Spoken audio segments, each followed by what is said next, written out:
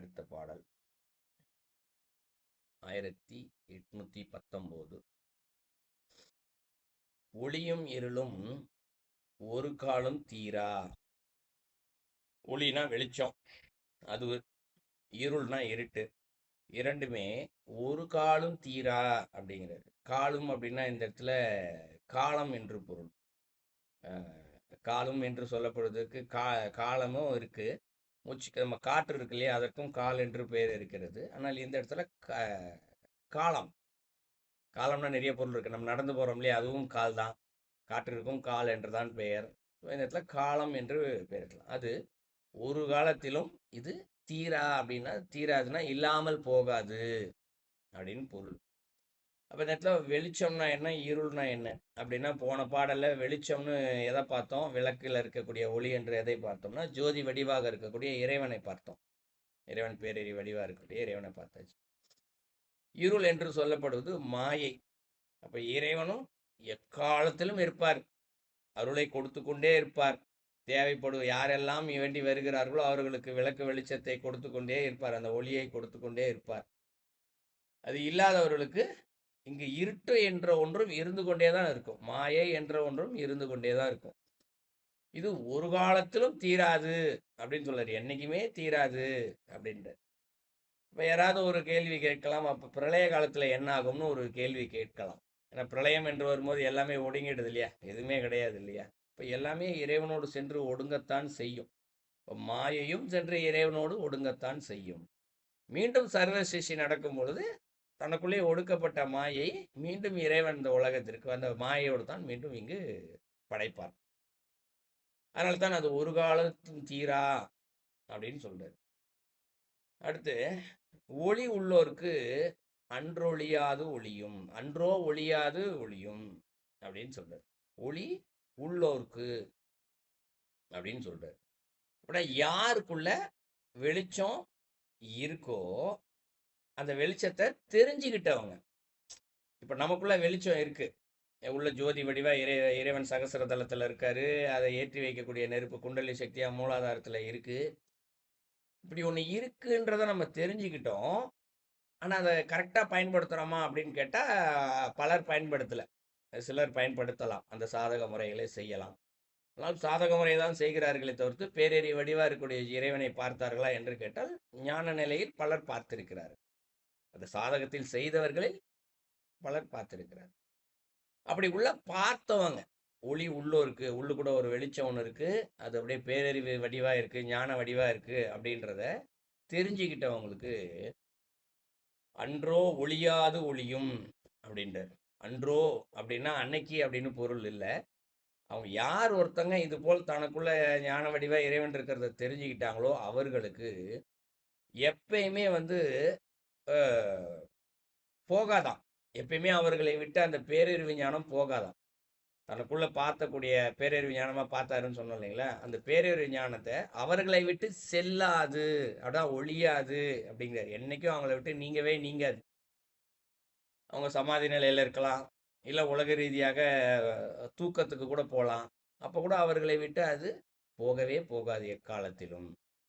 எப்படி ஒருத்தர் ஒரு கல்வி கற்றுக்கொண்டால் அந்த கல்வி அவர்களை விட்டு போகாதோ, கல்வியோட அறிவுன்னு ஒன்று இருக்குல்ல, ஒருத்தர் ஒரு தமிழ் படித்து தெரிஞ்சுக்கிட்டாரு, இல்லை கணிதத்தை படித்து தெரிஞ்சுக்கிட்டாரு, 2 2 4ன்னு தெரிஞ்சுக்கிட்டாரு அப்படின்னா ஒரு ஆயுள் காலம் ஃபுல்லாக 2 2 எத்தனை பண்ணால் 4ன்னு கேட்டவனே சொல்லுவார். அவர் படித்து கொண்டது உள்ளுக்குள்ளே இருக்குது, போகாது, அது மறந்து போகாது இல்லையா. அதுபோல் அந்த பேரறிவும் என்ன பண்ணுவாதான், அவரை விட்டு செல்லாது. உள்ள ஜோதியாக இருக்கக்கூடிய இறைவன் எப்பயும் உள்ளே இருப்பார், அவர் அதை அனுபவிச்சுக்கிட்டே இருப்பார். இது 2வது அடியில் சொல்கிறார். 3வது அடியில் ஒளி இருள் கண்ட கண் போலே வேறாய் அப்படின்னு சொல்றாரு.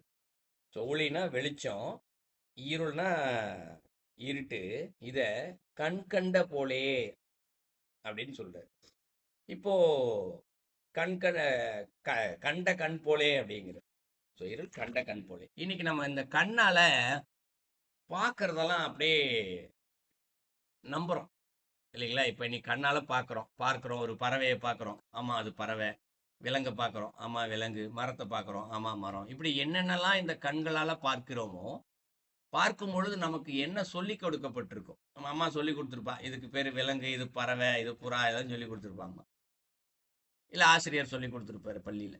இது எல்லாத்தையுமே கண்ணால் பார்த்து, ஆமாம் இதுதான் பறவை, இதுதான் மரம்னு சொல்லிட்டு தெரிஞ்சுக்கிறதுல இது மாயையினால தெரிஞ்சுக்குது. அதான் கண்ட கண் போலே அப்படின்னு சொல்றாரு. என்னென்னலாம் பார்க்குதோ அதெல்லாம் உண்மை அப்படின்னு நம்பிக்கிறதே. அடுத்து என்ன சொல்றாரு, வேறாய் உள்ள அப்படிங்கிற. இப்போ பார்க்கறதெல்லாம் இப்போ பார்க்குது, இன்னைக்கு இருக்கக்கூடிய இந்த கண்ணால் பார்க்கும்போது நமக்கு மாயையில் எல்லாமே வேற வேற பொருளாக தெரியுது. ஆனால் உள்ளுக்குள்ள அந்த ஞானம் வந்துருச்சுன்னு வச்சுக்குவோம். உள்ள அழியாத உள்ளுக்குள்ள ஜோதி வடிவா இருக்கக்கூடிய இறைவனை யார் ஒருத்தர் தெரிஞ்சுக்கிறாங்களோ அவங்களுக்கு எப்பயும் அழியாம உள்ளுக்குள்ளே இருப்பாரு அப்படின்னு சொன்னோம் இல்லையா 2வது அடியில. அதை அந்த அறிவினால அந்த ஞானத்தினால பார்க்கும் பொழுது இந்த பார்க்கக்கூடிய பொருள்லாம் வேறாய் அப்படின்னு சொல்றாரு. வேற மாதிரி தெரியுமா? எங்க உள்ளுக்குள்ள பார்க்கறது இந்த கண்ணு, அதுக்கு மரம் தான் தெரியும். கண்ணு பார்க்குது மரமா, ஆனால் அந்த மரம் பார்ப்பதை இன்னைக்கு கண் மரம் என்றுதான் மனசுல போய் ரெக்கார்ட் பண்ணுது, உள்ளுக்குள்ள பார்க்குது. ஆனா இவங்களுக்கு யாரு பேரறிவு ஞானத்தை பெற்றவங்களுக்கு பார்க்கறது மரமா இருந்தாலும் உள்ளுக்குள்ள அது இறைவனாக அவர்களுக்கு தோன்றும். தனக்குள் எப்படி பேரறிவு ஞானமாக இறைவன் தெரிந்தாரோ அந்த இறைவன் தான் இங்கு மரமாக நிற்கின்றார், இந்த பறவையாக பறந்து கொண்டிருக்கின்றார், இந்த விலங்காக நடந்து கொண்டிருக்கிறது அப்படின்னு சொல்லி அது எல்லாமே அவருக்குள்ள வேற மாதிரி உள்ளுக்குள்ள உணர்வாரா இந்த இடத்துல. இது 3வது அடியில சொல்ற. 4வது அடியில ஒளி இருள் நீங்கி உயிர் சிவமாமே அப்படின்னு சொல்ற. ஒளி இருள் நீங்கி, இப்ப எப்பொழுது இந்த ஒளி உள்ளுக்குள்ள இந்த ஜோதியை உணர்ந்தாரோ அது ஒளி. அப்புறம் இருள் நீங்கிங்கிறாரு. இருள் என்று சொல்லப்படுவது எது? இப்போ 3வது அடியில விளக்கம் பார்த்தோம் இல்லையா, பார்க்குற பொருள் எல்லாம் உள்ளுக்குள்ள வேற மாதிரி பார்க்க ஆரம்பிச்சோடனே இப்போ எப்பயுமே அவரு பார்க்கக்கூடிய எல்லா பொருளையும் இறைவனாகத்தான் பார்ப்பார். இப்படி பார்க்கும்போது அவரை விட்டு என்ன நீங்குது? அந்த இருள் என்ற ஒன்று நீங்குகின்றது. இருளே நீங்கிடும். இருளே இல்லை, இப்போ அவருக்கு மாயையே கிடையாது, அது நீங்கி. அடுத்து என்ன சொல்றாரு? உயிர் சிவமாமே அப்படிங்கிறார். அப்ப என்ன ஆயிடுச்சு? அவர் இருக்கார் இல்லையா, அவருக்குள்ள ஒரு ஆற்றல் இருக்கு இல்லையா, அது எல்லாமே சிவமாகவே அங்கு மாறிவிடும். சிவம்னா இங்க ஒரு அன்பின் வடிவம் அப்படின்னு சொல்லலாம். இப்ப யோக மார்க்கத்துல அவர் செஞ்சார். இப்போ முதக்கு முன்னாடி 2 பாடல பக்தி மார்க்கம் சொன்னாரு, போன பாடல யோக மார்க்கத்துல சொன்னார் எப்படி இறைவனை உள்ளுக்குள்ள பார்க்கலான்னு. அப்ப அந்த யோக மார்க்கத்தில் செல்லும் பொழுதும் அதனுடைய உச்சநிலையிலும் இவர் அன்பின் வடிவமாகவே மாறிவிடுகின்றார். இங்கு அன்பே சிவமாகவே இருக்கின்றார். இறைவன் அன்பின் வடிவம் தான். பக்தி மார்க்கத்துல போனாலும் அவர் அன்பின் வடிவமா தான் தெரிவாரு. ஞான மார்க்கம், யோக மார்க்கம், எந்த மார்க்கத்துல போனாலும் சரி இறைவன் அங்கு அன்பின் வடிவத்தில் இருப்பதை அவர்கள் தெரிந்து கொள்வார்கள். இது 4வது அடியில 4 அடிக்கும் சேர்த்து பொருள் பார்த்தோம் என்றால், இந்த பிறவியில் நாம் பார்க்கும் பொழுது ஒரு ஞானம் ஜோதி வெளிச்சம் நமக்குள்ளே இருக்கின்றது, மாயையும் நமக்குள்ளே தான் இருக்கின்றது. நமக்குள்ளே எப்படி இருக்கின்றதோ அது போலவே வெளியேயும் இங்கு இருக்கின்றது. இருளும் வெளிச்சமும் வெளியேயும் இருக்கின்றது. இது ஒரு காலத்திலும் தீரவே தீராது, எப்பொழுதும் இருந்து கொண்டே இருக்கும். மாயையை பிறந்தது முதல் இறந்தது முதல் வரைக்கும் அனுபவிச்சுக்கிட்டே இருக்க மாதிரி உள்ளுக்குள்ள ஒரு விஷயம் இருக்கு, அதை தெரிந்து கொள்ள முயற்சிக்க வேண்டும். மாயையை அனுபவிப்பது போலவே உள்ளுக்குள்ள இருக்கக்கூடிய வெளிச்சத்தை யார் ஒருத்தர் தெரிஞ்சுக்கிறாங்களோ, எப்படி தெரிஞ்சுக்கிறது போன பாடல சொல்லிட்டாரு யோக மார்க்கத்துல. யார் ஒருத்தர் அப்படி உள்ள இருக்கிறத தெரிஞ்சுக்கிட்டாங்களோ அவர்கள் அந்த ஞானத்தின் வடிவாக இருக்கக்கூடிய இறைவனை அறிந்து கொண்ட பின்பாக அந்த ஞானமானது அவரை விட்டு எப்பொழுதும் அழியாது. அவருக்குள்ள அந்த ஞானமானது மேலோங்கி நிற்கும். அப்படி நிற்கும் பொழுது சாதாரண நிலையில் பார்க்கக்கூடிய இந்த கண்களால் பார்க்கும் பொழுது எல்லா பொருளும் அந்தந்த பொருளாகவே தெரிகின்றது. ஆனால் இவர் ஞான நிலையில் அவர் பார்க்கும் பொழுது பார்க்கின்ற பொருள் மாயையில் மரமாக தெரிந்தாலும் தனக்கு உள்ளே எண்ணத்தில் உணர்வினில் அந்த பொருள் இறைவனாக அவருக்கு தெரிய ஆரம்பிக்கும். எப்பொழுது அவருக்கு தெரிய ஆரம்பிக்கின்றதோ அதுபோல் எப்பொழுது உணர ஆரம்பிக்கின்றதோ அப்பொழுது மாயையானது முழுமையாக நீங்கி விடுகின்றது. நீங்க பின்பாக அந்த அன்பே சிவமாக இருக்கக்கூடிய இறைவனே தனக்குள் அவர் உணர்வார். அந்த பாடலுடைய கருத்து.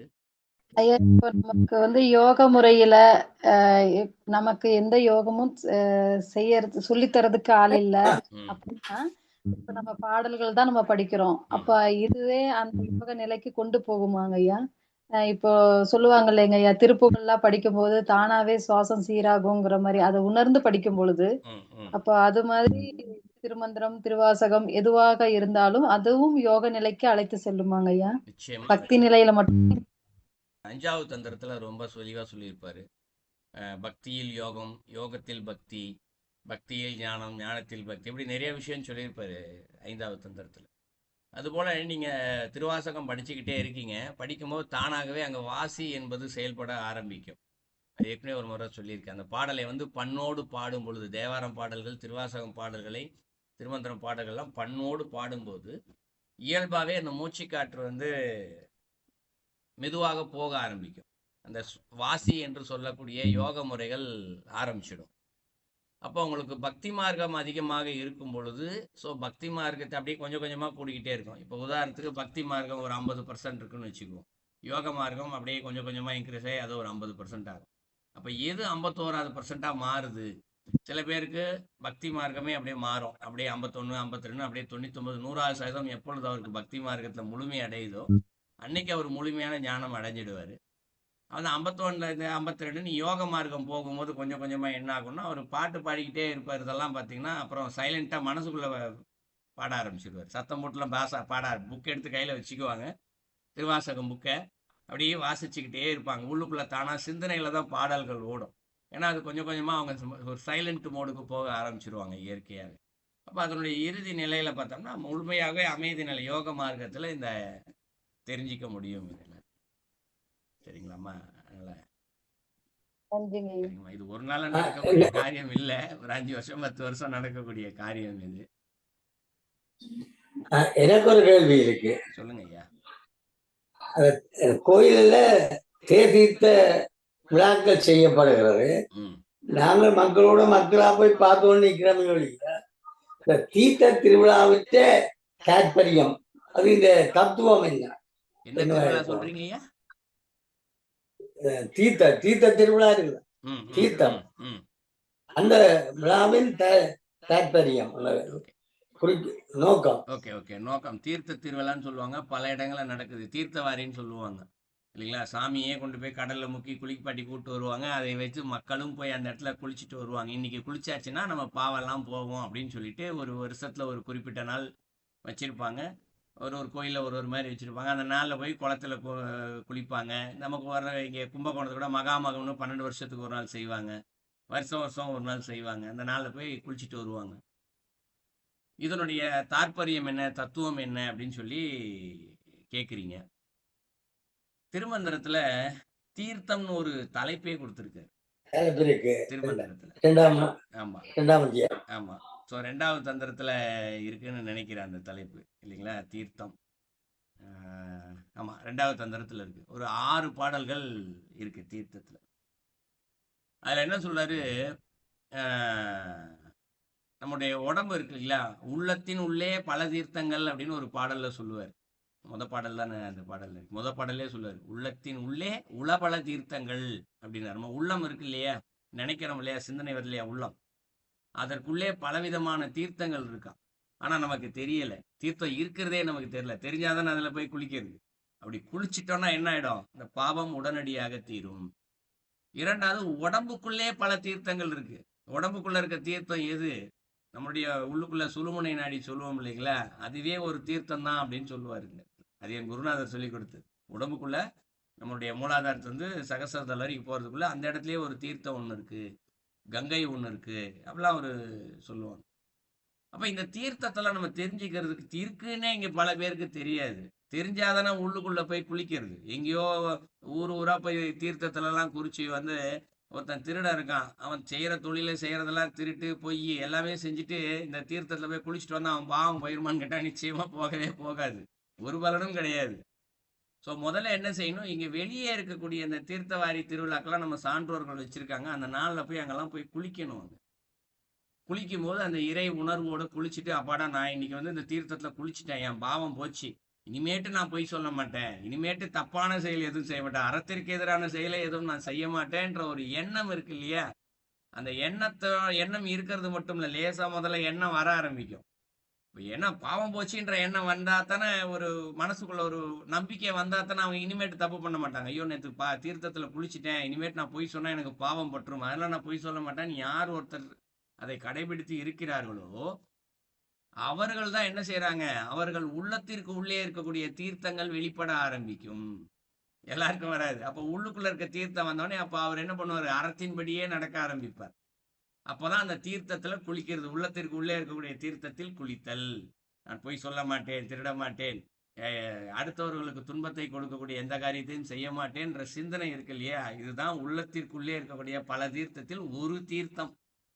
யார் ஒருத்தர் அதுல குளிக்கிறாங்களோ அவர்களுக்குத்தான் இந்த வினைகளும் பாவங்களும் அற்று போகும். சரிங்களா? அது இப்போ நமக்கு செய்யறது கொஞ்சம் கஷ்டம். அதனால அதற்கு உள்ள இருக்க தீர்த்தத்தை தெரிஞ்சுக்கிறதுக்காக வெளியில ஒரு தீர்த்தத்தை காமிக்கிறாங்க. இப்போ ஒரு குழந்தைக்கு வந்து ஆப்பிள் ஒன்று தெரிஞ்சுக்கன்னா படத்துல காமிப்பாங்கல்ல, ஏதோ ஒரு படத்தை காமிச்சுப்பார், இதுக்கு பேர் ஆப்பிள், இதுக்கு பேர் ஆடு, இதுக்கு பேர் மான்னு குழந்தைங்களுக்கு சொல்லி காமிக்கிறாங்கல்ல. அந்த மாதிரி இது சொல்லி காமிக்கிறதுக்காக இதெல்லாம் நமக்கு முன்னோர்கள் ஏற்பாடு செய்து வைத்தார். சரிங்களாயா?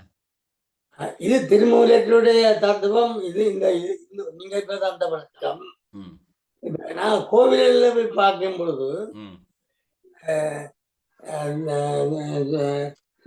சுவாமியை கொண்டு வச்சுட்டு பல கிரியைகளெல்லாம் செய்யணும். சுண்ணம் இடிக்கிறது, அது இதுகளெல்லாம், அந்த இதுகளெல்லாம் இதெல்லாம் எந்த இதுக்குள்ள இருந்து வந்தது?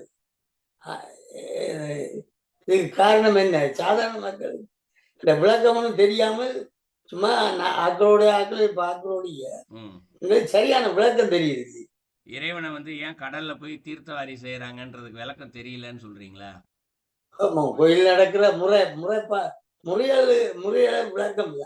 அதுதான் ஏன் முறையான விளக்கம். இப்போ ஒரு கோவில் குளம் இருக்கு, சரிங்களா? இன்னைக்கும் நம்ம ஒரு கோயிலுக்கு போறோம், அந்த குளத்துக்குள்ள போறோம், என்ன சொல்றாங்க? கோயில் குளத்தை நல்ல தண்ணிப்பா, எடுத்து தீர்த்தம்பா, தலையில தெளிச்சிக்கப்பா.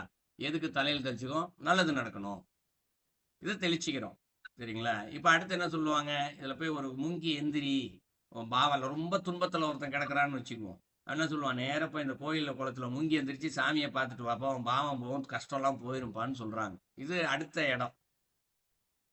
இப்போ துன்பமே இல்லை ஒருத்தனுக்கு, சரிங்களா? இப்போ அவர் முன்னாடி சாமியவே கொண்டு வந்து அந்த குளத்துல குளிப்பாட்டிட்டு போனாங்கன்னா, சாமி குளிச்ச குளத்து தண்ணி புனிதமான தண்ணி, முங்கு உள்ள அப்படின்னு சொல்லி அவன் முங்குறானா, அப்ப அந்த எண்ணம் உள்ள வந்துருச்சா?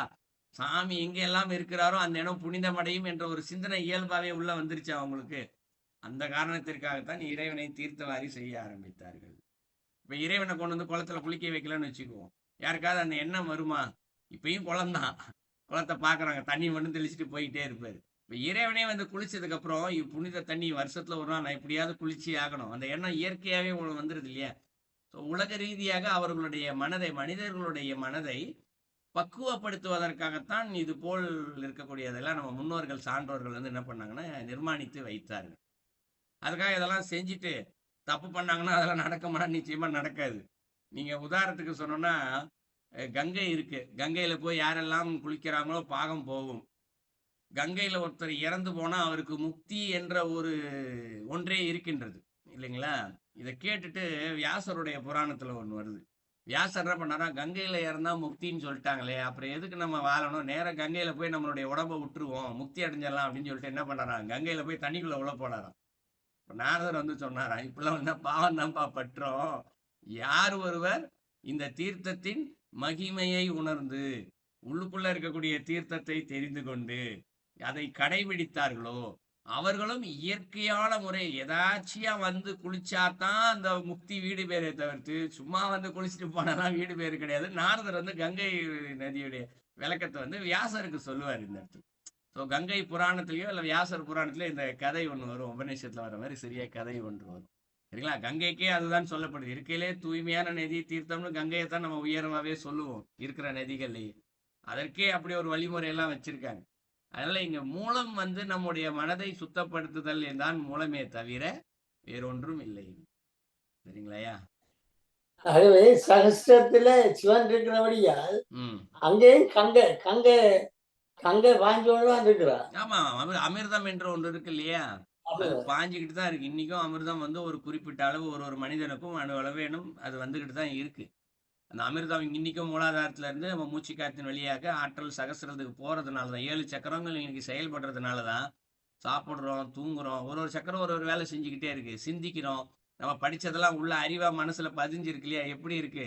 நம்ம சொல்லிடுறோம், நான் அறிவுல ஞாபகம் வச்சிருக்கேன்னு நம்ம சொல்லிடுறோம். அது கரெக்டா வேலை செஞ்சா தான் உள்ள போய் பதியும்.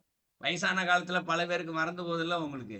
ஞாபகம் மறதியில தன்னுடைய பிள்ளையே யாருன்னு கேட்டவங்க எல்லாம் இருக்கிறாங்க. ஏன் மறந்து போச்சு? ஏன் அந்த சக்கரம் வேலை செய்யல? அதனாலதான் அவங்களுக்கு எல்லாமே மறந்து போகுது. ஸோ அப்படி எல்லா சக்கரம் வேலை செஞ்சுக்கிட்டு தான் இருக்கு. அமிர்தம் இன்னைக்கும் ஒரு சிறிதள வேணும் வந்துகிட்டு தான் இருக்கு. ஆனா அது எதுக்கு பயன்படுது? உடம்பு செயல்படுவதற்கு பயன்பட்டு மீதி இருப்பவை அழிந்து போகின்றது. அப்படித்தான் அந்த அழிந்து போகின்ற அமிர்தத்தை பிடிச்சு அதை எப்படி நம்ம பயன்படுத்தி இறைவனை அடையலாம் என்று சொல்லப்படுறதுதான் உங்களுக்கு